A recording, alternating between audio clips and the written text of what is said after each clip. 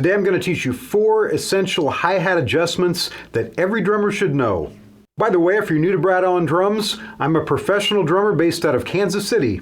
All right, the first thing we're going to talk about is the height of your hi-hat. So the way you set the height of the hi-hat, you first of all loosen the clutch, that's this part right here, so that this rod moves freely up and down. Then you have another adjustment down the hi-hat in about the middle, right here.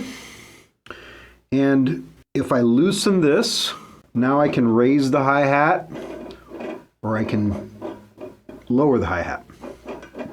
So what height you want this hi-hat at really kind of depends on you.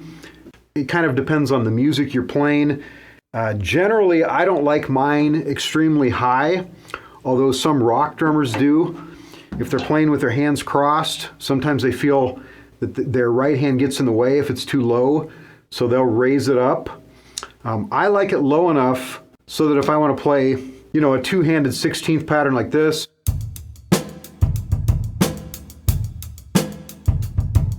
I just don't like to have it too high, basically. So that's just me. But you'll figure that out, experiment with it. There's really no right or wrong, but you just have to find out where you like it. By the way, speaking of beats, I've got a list of 10 beats that all drummers need to know that I'd like to send you absolutely free. It also comes with an exclusive video where I demonstrate each beat. And again, this is all free. Just follow the link in the comments below to get a free copy.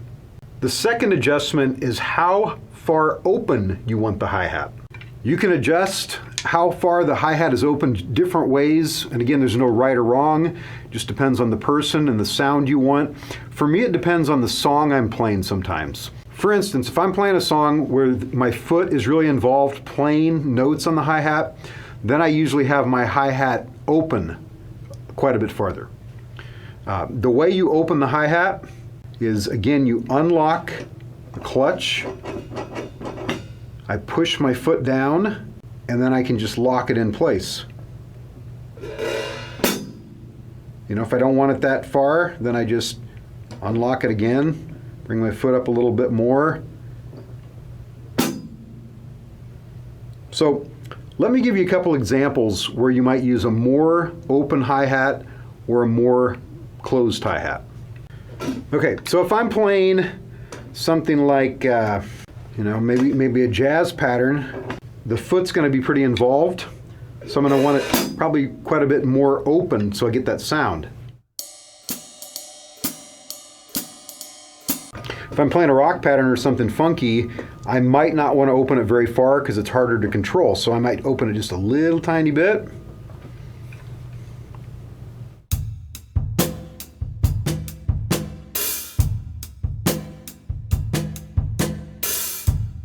The third adjustment has to do with the clutch. How tight the clutch grips the top hi-hat cymbal. Generally, I believe this should be pretty loose. Here's what I'm talking about. Take this apart here. This is the clutch. And you can see it's got a nut on the bottom, or a threaded washer if you want to call it that. And then on the top, you have usually 1 or 2 more. You can adjust by simply moving those top washers up, how loose it fits in here. See that? And generally you want it pretty loose. You don't want to clamp this down to where it's really tight and gripping it, because you're probably not going to like that sound. At least I don't. Now it's really tight, and now it's going to really choke that cymbal. So I like to loosen that up a lot. And then the way most of these hi-hat clutches are made, you can still really tighten that bottom nut. See, it goes all the way in, it's all the way tightened, but yet the top washers control, how loose it sits here. So that's something to experiment with. Again, I recommend loose.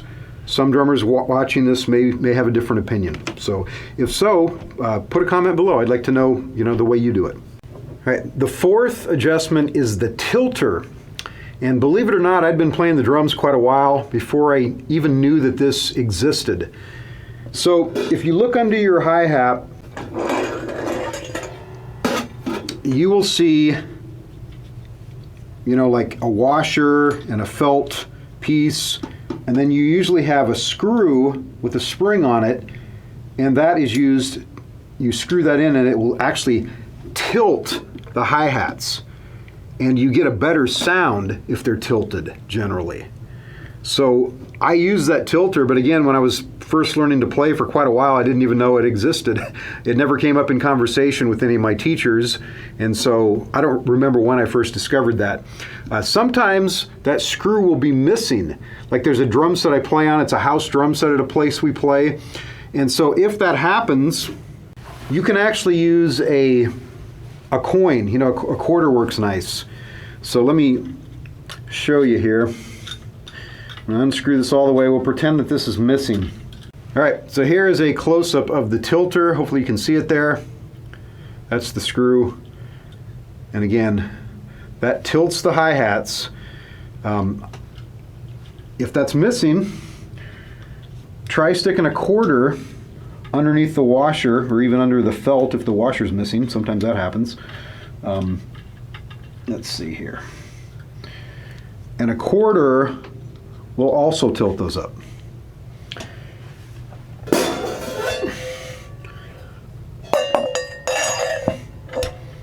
I'm sure you can see in the video it's somewhat tilted. I'm going to take the quarter out here, use the screw to show you that it does the same thing.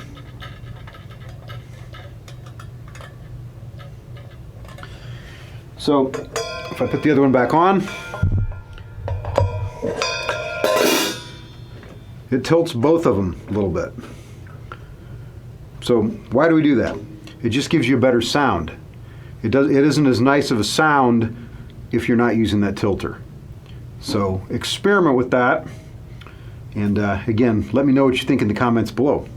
So again, if you've been playing the drums for a while, is this the way you set your hi-hat up? Do you use a really loose clutch?